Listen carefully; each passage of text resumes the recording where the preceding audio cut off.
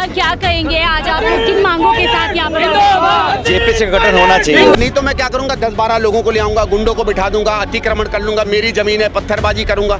तो बीजेपी ये करती है क्योंकि कागज उसके पास है नहीं, उसने किसी और की जमीन पर अतिक्रमण कर रखा है। इसने क्लीन चिट दी, सेबी ने ना, पता चला उसी की जो चेयरमैन थी उनके संबंध हैं, वित्तीय संबंध है, ये भी एक सवाल उठा है ना।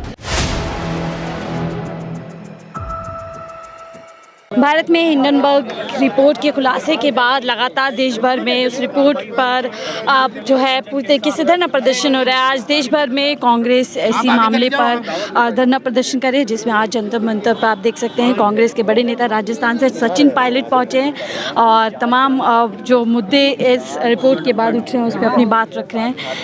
गाड़ी यही है जी, ये तो आपको बता दें कि हिंडनबर्ग की जब से रिपोर्ट आई है उसके बाद से लगातार कांग्रेस भारतीय जनता पार्टी पे हमलावर है कि किस तरीके से देश में जो निवेशक हैं उनके साथ कहीं ना कहीं फ्रॉड किया जा रहा है इस तरीके से।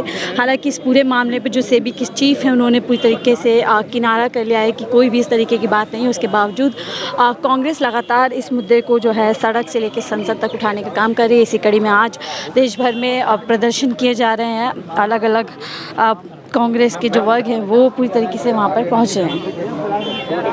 सर क्या कहेंगे आज आप लोग किन मांगों के साथ यहाँ पर? जेपी से गठन होना चाहिए। सर कांग्रेस पर आरोप लगा रहे हैं कि आप लोग भ्रम फैला रहे हैं, आर्थिक जो जांच हो, जांच में सब साफ हो जाएगा। ठीक है, जांच पर सब साफ हो जाएगा। सचिन पायलट जी से हम बात कर रहे थे, हालांकि जल्दी में है पूरी तरीके से।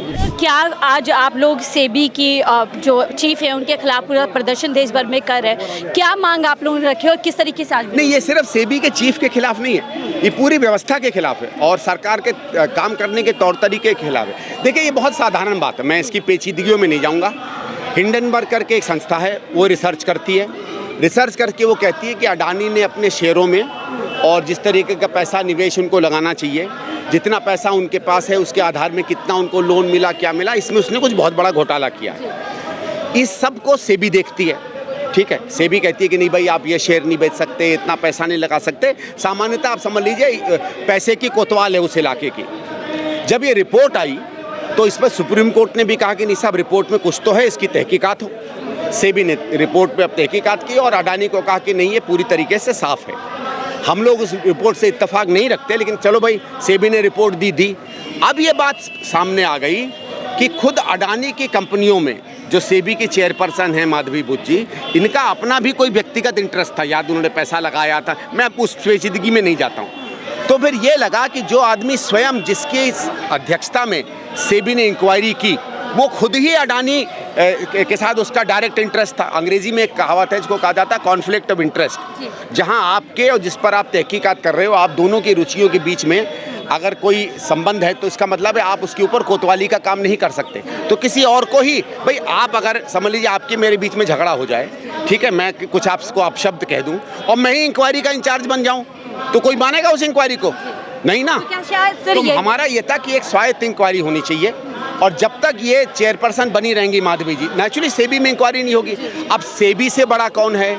सीबीआई तो सरकार की पंगु है, उससे बड़ा कौन है? दूसरा हमारा ये शक है कि या तो माधवी जी ने अपने प्रभाव से रिपोर्ट बदलवाई जो अडानी के ऊपर बनी थी, या उन पर प्रभाव डाला गया सरकार द्वारा, या हो सकता है दोनों गलत है और उन्होंने रिपोर्ट सही बनाई।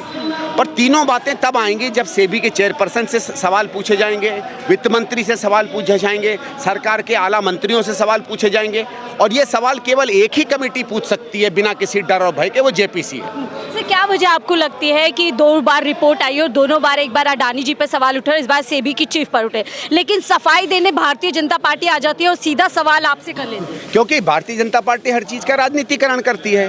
भाई आदमी के पास अगर तथ्य हो ना, तथ्य हो तो तथ्यों पे लड़ सकता है। देखो सीधी बात है, मैं आपको बताता हूँ, मैंने किसी के घर की ज़मीन दाब ली, ठीक है। एक तो है कि अगर मेरे पास उसके कागज हैं तो सीधे सीधे कागज दिखा दो, अगर कागज दिखा दो तो कोई दिक्कत नहीं है। नहीं तो मैं क्या करूंगा, 10-12 लोगों को ले आऊंगा, गुंडों को बिठा दूंगा, अतिक्रमण कर लूंगा, मेरी जमीन है, पत्थरबाजी करूंगा। तो बीजेपी ये करती है क्योंकि कागज उसके पास है नहीं, उसने किसी और की जमीन पर अतिक्रमण कर रखा है। तो पापी के पास या पाप करने वाले के पास अगर अपने आप को बचाने के लिए तथ्य नहीं है तो वो झुंड का सहारा लेता है, बदमाशों का सहारा लेता है, और भारतीय जनता पार्टी वही करती है। सर, आप लोगों पे आरोप लग रहे हैं, आप लोग आर्थिक भ्रम फैलाने की कोशिश कर रहे हैं, विदेशी ताकतों के साथ मिल गए, और ऐसा बार बार करते हैं जब जब रिपोर्ट कोई सामने आता। अगर सत्य विदेशी ताकत है, अगर भ्रष्टाचार के खिलाफ लड़ाई लड़ना विदेशी ताकत है, अगर सत्यमेव जयते जो हमारी समझ लीजिए हमारे सिंबल का हिस्सा है वो अगर विदेशी ताकत है, अगर संविधान विदेशी ताकत हो, तो ठीक है हम उनके साथ हैं, क्योंकि हम तो सच के साथ खड़े हैं, हम तो भ्रष्टाचार मिटाने के युद्ध के साथ खड़े हैं, हम तो सच्चाई के साथ खड़े हैं, हम तो संविधान के साथ खड़े हैं, हम तो जनता के हित के साथ खड़े हैं। अब इन सब हितों को आप जो चाहे कह दो, हम तो मानवता के साथ खड़े हैं और देश का मानव जो है हमारे लिए सर्वोपरि है। पहली रिपोर्ट में क्लीन चिट मिल गई थी अडानी जी को, क्या इस बार फिर से सुप्रीम कोर्ट में मामला जाने के लिए आप किसने क्लीन चिट दी? सेबी ने ना, पता चला उसी की जो चेयरमैन थी उनके संबंध हैं, वित्तीय संबंध है, ये भी एक सवाल उठा है ना। हम तो ये कह रहे हैं अगर वित्तीय संबंध नहीं है तो इंक्वायरी करवा लो यार, दूध का दूध और पानी का पानी हो जाएगा। लेकिन अगर दूध और पानी एक ही जैसा हो गया है और सिर्फ पानी भरा हुआ है तो फिर आप कैसे इंक्वायरी करा सकोगे? जो इंक्वायरी से डरता है समझ लो उसको डर है।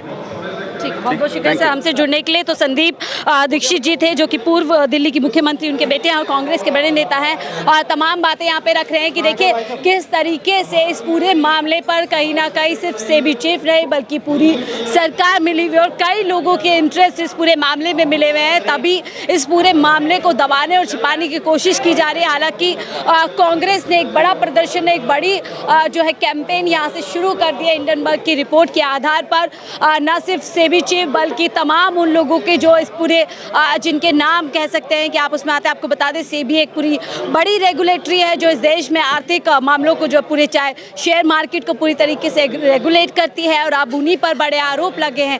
आपको याद होगा 2023 जनवरी के महीने में एक बड़ी रिपोर्ट हिंडनबर्ग की आई थी जो कि एक अमेरिकन शॉर्ट सेलिंग जो है कंपनी है जो रिसर्च जो फाइनेंशियल कंपनीज होती हैं जिनमें धांधलेबाजी हो सकती है उन पर रिसर्च करती है और उन चीज़ों को उजागर करती है जो आम जनता के हित में हो सकते हैं। ऐसी ही रिपोर्ट जनवरी 2023 में आई थी जिसमें अडानी ग्रुप पर कई ऐसी शेल कंपनीज में उन लोगों का इन्वेस्टमेंट के आरोप लगे थे जिससे बाद एक तरीके से फ्रॉड करके फ़ायदा किया जा सकता है। उस रिपोर्ट पे देखिए हालांकि मामला पूरी तरीके से गर्म हुआ था। राहुल गांधी ने संसद में वो मामला उठाया था, सवाल पूछा था कि ये रिश्ता क्या कहलाता है। उसके बाद से मामला कुछ समय के लिए ठंडा हो जाता है, लेकिन याचिका सुप्रीम कोर्ट में दायर हो जाती है उस मामले को लेकर के कि इस पूरे मामले की जांच की जाए, और सेबी द्वारा वो जांच की जाती है क्योंकि सेबी पूरी तरीके से एक रेगुलेटरी मशीन है इस देश के अंदर जो कि अब शेयर मार्केट को रेगुलेट करती है, तो उन्हीं को जिम्मेदारी दी गई थी और डॉक्यूमेंट्स